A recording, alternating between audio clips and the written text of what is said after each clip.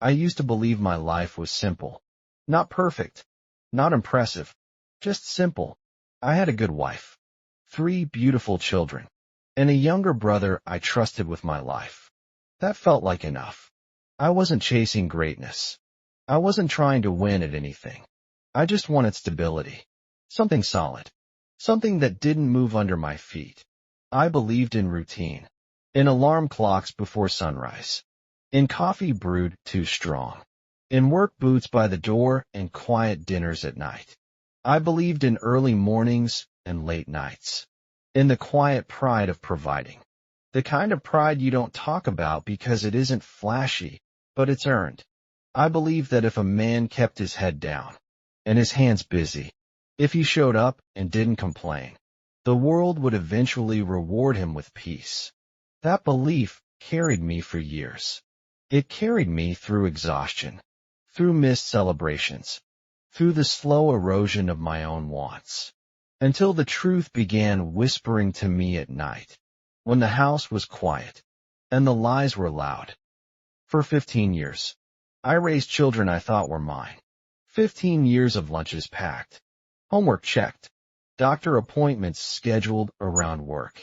15 years of bedtime stories and scraped knees. Of teaching right from wrong with my own behavior, not just my words. The boy came first. He was loud, curious, always asking how things worked, why the sky was blue, why engines hummed, why people lied when the truth was easier. He had strong shoulders for his age, a posture that reminded me of my brother when we were young, sharp eyes that noticed everything, even when he pretended not to. Then the girls came. 2 years apart. Close enough to fight. Close enough to protect each other fiercely. They had soft laughter that filled rooms. The kind that bounced off walls and made bad days lighter. Stubborn hearts that reminded me of their mother. Unyielding when they believed they were right. They braided my hair when they were little. Painted my nails with colors I pretended not to notice. Crawled into my bed during thunderstorms, whispering fears into my chest until they fell asleep. I never pushed them away. I remember holding each of them for the first time. The smell of newborn skin. That warm, impossible softness. The way the world went quiet for a moment. I remember the weight of responsibility settling into my chest. Like a promise I didn't even know I was making. I worked double shifts. Took overtime when my body begged for rest. Missed birthdays. Missed school plays. Missed sleep. Missed myself. But I told myself it was worth it. I told myself sacrifice was proof of love. Also, they'd never feel the hunger I once knew. The kind that keeps you awake. Not because your stomach hurts, but because you're afraid it always will. The kind that teaches you early. That security is never guaranteed. I thought that made me a good father. Turns out, it just made me a convenient one. It started with the boy. He turned 12 and asked a question. That cracked something open inside me. We were in the garage. The smell of oil and dust in the air. I was fixing an old radio, the kind that only works if you tap it just right and believe hard enough. He leaned against the workbench, watching me the way kids watch their heroes, like they're memorizing every move, in case they need it someday. Then he said it. Dad. He hesitated. Why do I look more like Uncle Daniel than you? The world didn't stop. The radio still buzzed. The lights still flickered overhead. But something inside me shifted. I laughed. Too fast. Too loud. Genetics, I said. Funny how that works, huh? I smiled like it didn't matter. He nodded. Seemed satisfied. Went back inside. But kids ask innocent questions. Men with secrets hear alarms. That night, I couldn't sleep. I stared at the ceiling, while my wife slept beside me. Her breathing was steady, peaceful, untroubled. I told myself I was tired, that I was imagining things, that I was paranoid. I told myself I was being ridiculous. But once a thought digs its claws into you, it doesn't let go. So I looked. Old photo albums, school records, hospital documents. I didn't rush. I moved slowly, carefully, like I was afraid the truth might hear me. I compared timelines, birth dates, conception windows, and I noticed things I had never questioned before. Daniel visiting more often.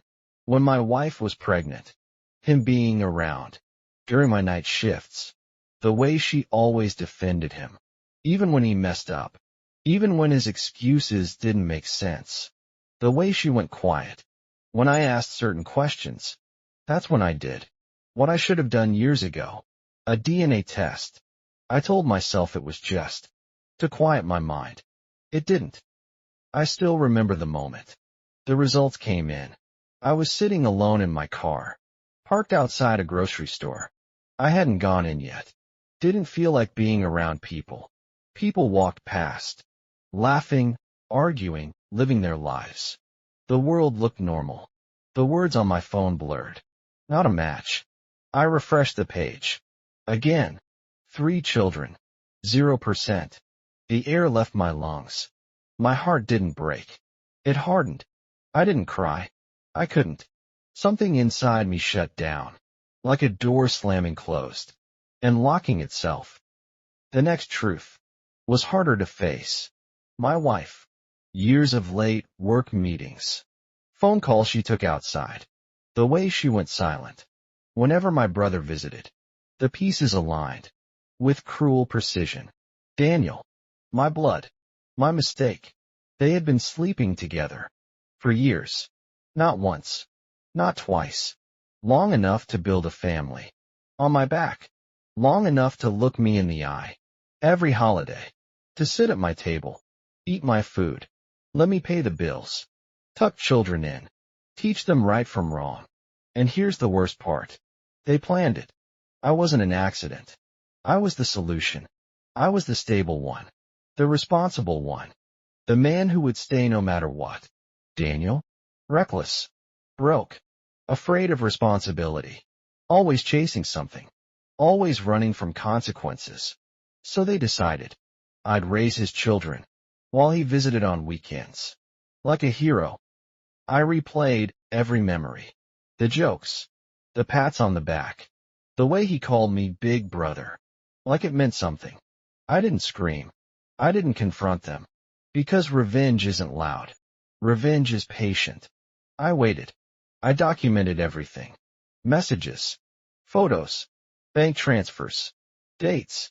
Trips I paid for. Hotels I unknowingly funded. Nights he stayed over. While I worked late. I didn't let rage guide me. I let clarity do the work.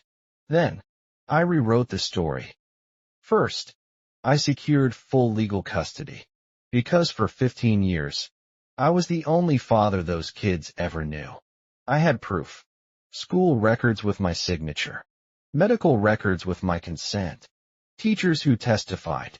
I was the one who showed up. Doctors who knew my voice. The court didn't care about blood nearly as much as it cared about consistency. Then I filed for divorce. My wife laughed at first. She thought I was bluffing. Thought I'd break. Like always. Until the court documents arrived. She cried. When the house was taken. When the accounts were frozen. When her love story turned into a legal nightmare. She begged. Then threatened. Then begged again. Daniel tried to fight me. He showed up angry. Loud. Demanding. He left quiet. He lost his job. When his employer received evidence of misconduct. Because sleeping with your brother's wife during work trips leaves a paper trail. Funny thing about lies. They collapse under their own weight. Then came the hardest part. The final blow. I sat the children down. They were scared. Confused. Clutching each other. Like they felt something coming. I told them the truth. Not with anger. Not with poison. Just facts. I watched their faces change. Watched childhood tilt into something heavier. And then I said this.